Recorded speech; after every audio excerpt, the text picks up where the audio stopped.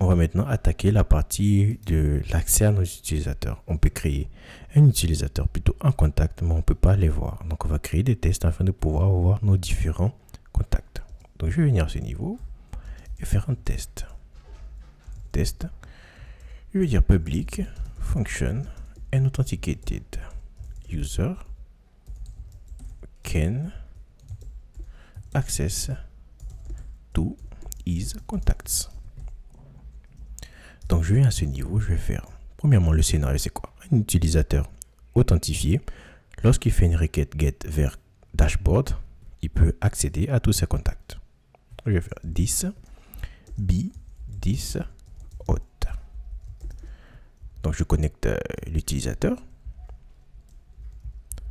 Ensuite, donc ne soyez pas confus quand vous voyez acting as ou hot. Acting as et hot sont, on va dire, c'est la même méthode. Lorsque je clique sur acting as, je vois que par derrière, il utilise hot. Voilà. Donc hot et acting as, c'est la même chose. Donc libre à vous d'utiliser la méthode que vous voulez. Si vous voulez utiliser acting as, vous utilisez. Si vous voulez utiliser b, vous utilisez. Moi, ma préférence, c'est lorsque je vais chaîner, je mets acting as parce que je vois this acting as, post et tout. Donc quand je ne veux pas chaîner, je mets 10b et je continue. Donc j'authentifie mon utilisateur.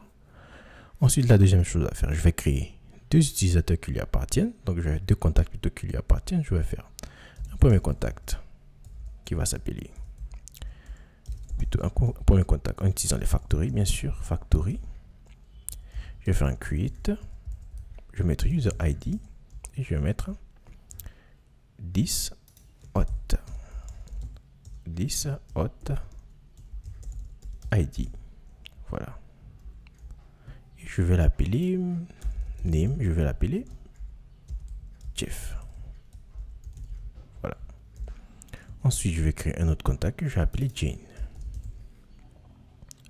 Ensuite, lorsque je vais faire un 10 get de dashboard,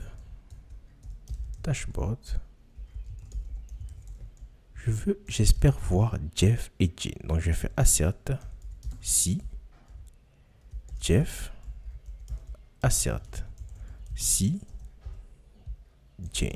Voilà. Donc pour comprendre bien, j'authentifie mon utilisateur. Je crée dans la base de données deux utilisateurs qui lui appartiennent en référençant le user ID. Ensuite, lorsque je fais un get vers dashboard, j'espère voir Jeff et j'espère voir Jane. Voilà. Voilà donc mon test. Donc je vais chaîner et on trouve qu'on pense que c'est bon. Donc je vais copier ce code, je viens à ce niveau, je vais faire un PHP artisan test-filter et je vais coller. Lorsque je colle, je vois très bien que mon test échoue. Donc je viens à ce niveau, au niveau de mon contrôleur, je vais faire un public function index, plutôt, je n'ai pas besoin d'index, je vais aller au niveau du dashboard. Donc dashboard plutôt. Et à ce niveau, je vais mettre contacts égale à contact where user ID égale à hot ID et je vais faire un paginate. Voilà. Donc je vais paginer à 15. Ou je vais faire un get. Voilà, je vais faire d'abord un get. Parce que je voudrais vous rappeler une chose, c'est qu'il faut, dans la règle des tests, il faut voir un test échouer avant que ça ne passe. Donc lorsqu'on va écrire notre test, on va le voir échouer et on ajoute du code, ça passe et on est sûr que c'est le code qu'on vient d'ajouter qui fait de faire passer nos tests. Donc je viens à ce niveau, je vais faire un compact de contacts.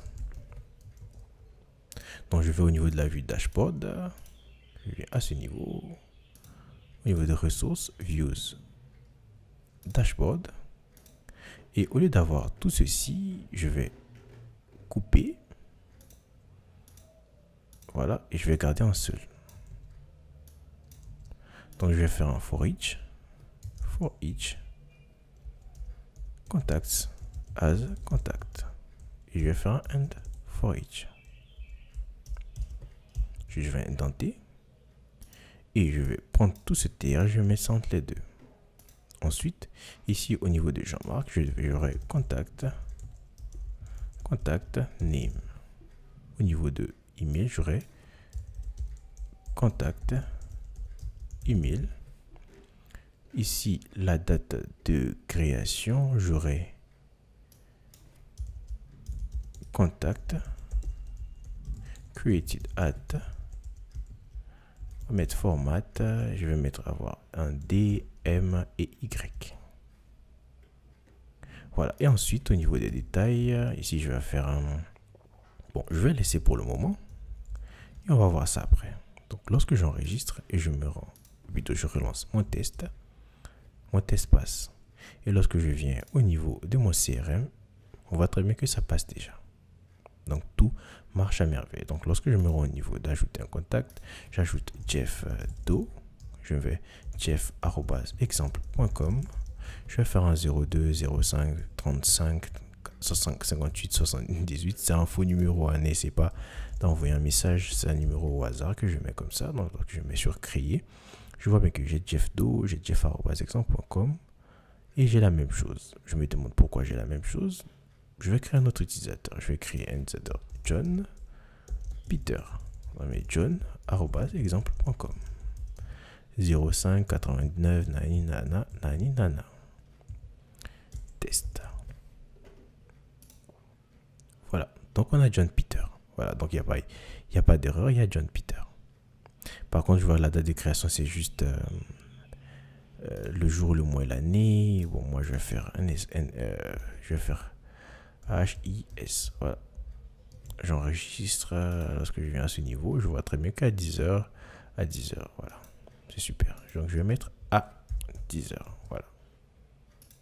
Voilà. Donc le premier à 10h. Voilà. Donc c'est à ce moment que j'ai créé mes différents utilisateurs. J'aimerais faire au-delà. J'aimerais aussi pouvoir paginer. Donc je viens au niveau de mon test. Donc on va écrire un nouveau test, les tests de pagination. Donc on va mettre ici an authenticated user can paginate through his contact. Can paginate through his contacts. Voilà. Donc il peut paginer. Donc qu'est-ce qu'on va faire? On va faire contact. D'abord je vais créer un premier utilisateur. Je vais l'appeler. Moi je vais garder Jeff. Ensuite je vais créer 10 autres utilisateurs, factory.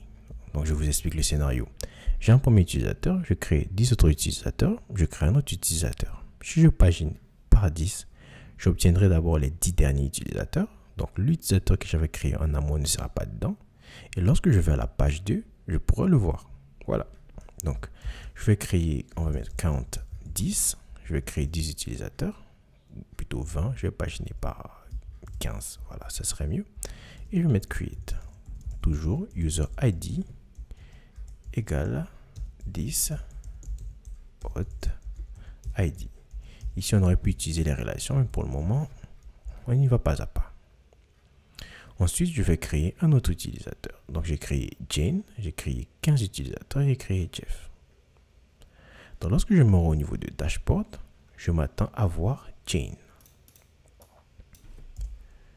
Et je m'attends pas à voir assert not si assert do not assert don't si. Donc je vais enlever le point virgule déjà, assert don't si, et je n'espère pas voir Jeff. Voilà. Ensuite, lorsque je copie ceci, je colle à ce niveau, j'enregistre. Donc, lorsque je colle ici, lorsque je vais au niveau de dashboard, je fais page égale à 2. J'espère voir Jeff et j'espère ne pas voir Jane. Voilà. Voilà donc ce qui va se passer. Donc, je vais cliquer ici. Je me rends au niveau de mon terminal. Je fais PHP artisan test -filter et je vais coller. Donc, quand je colle, je vois très bien que ça ne passe pas. Donc, je répare au niveau de mon contact controller et au niveau plutôt du dashboard controller. Et je vais, au lieu de get, je vais à paginate et je vais mettre 15. Voilà. J'enregistre et je me rends à ce niveau. Je relance et ça ne marche toujours pas. essayer de débugger. Donc je vais venir à ce niveau, je vais faire un DD de contacts. Voilà, contacts to array. Voilà, on va débugger et voir ce qu'il en est. Donc je reviens à ce niveau, je vais relancer. On va voir. Donc lorsque je regarde ici, je vois bien que ça a été créé, mais je vois que tous les éléments ont la même date. Donc c'est normal que le order by ne marche pas. Voilà, donc je viens à ce niveau. Je vais couper et je vais me rendre au niveau de... Je rappelle que j'ai eu à changer le latest à latest. Je vais ici et donc je vais changer le created at. Donc je vais mettre ici created at. Je vais mettre now. Add minutes. Je vais mettre 2 minutes. Voilà.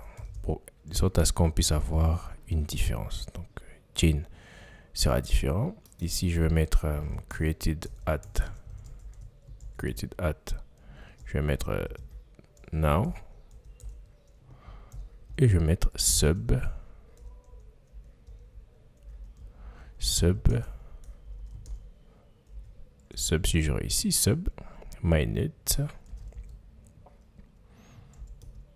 Et je vais mettre minutes, je vais mettre 2 minutes. Voilà, exactement. Donc j'enregistre et on va débugger. Donc je vais venir au niveau de mon terminal, je vais relancer. Et lorsque je relance, le test passe. Voilà, donc mon test passe. Si je vais à dashboard, je vais voir Jane avant Jeff. Si je vais à dashboard page 2, je vais voir Jeff et je ne vais pas voir Jane.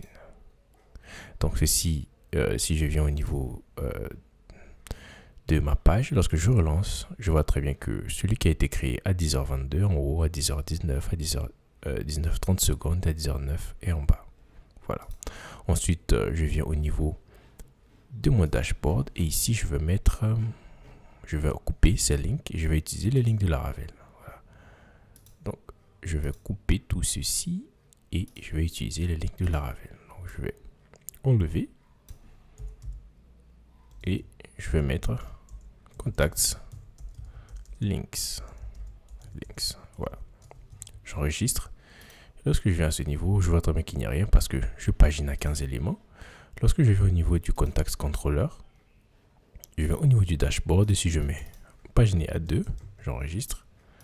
Je vois très bien que la pagination peut se faire. Voilà, donc la pagination peut se faire. Ici, si je viens au niveau de mon dashboard, donc au lieu d'avoir un flex item center, je vais enlever ceci et je vais laisser Laravel faire, ou encore je vais laisser, au lieu d'avoir flex, je vais mettre justify between. Voilà, j'enregistre. Bon, donc on va pas trop se concentrer sur la partie, donc la partie UI.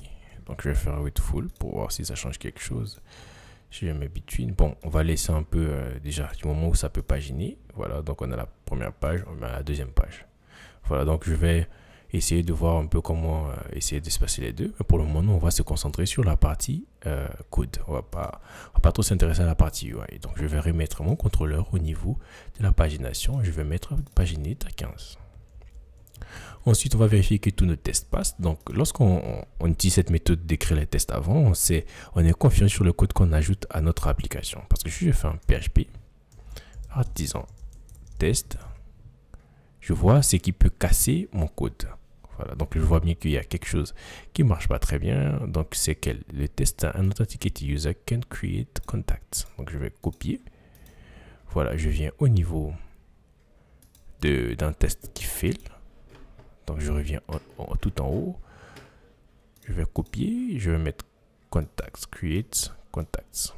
Donc, c'est mon premier test. Donc, je vais copier. Je vais faire CTRL F. Je vais chercher à ce niveau.